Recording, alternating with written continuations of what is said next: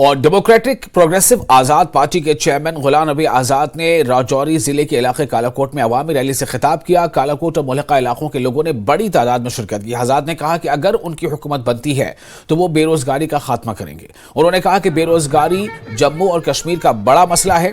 غلام نبی آزاد نے کہا کہ پہاڑی برادری کے لوگوں کو ایس ٹی کا درجہ دیا گیا ہے اور اب دونوں برادری برابر ہیں۔ انہوں نے کہا کہ کشمیر میں تمام پہاڑی گجر ایک ساتھ رہ رہے ہیں اور انہیں نہیں معلوم کہ پیر پنجال کے علاقے میں کشیدگی کیوں ہے۔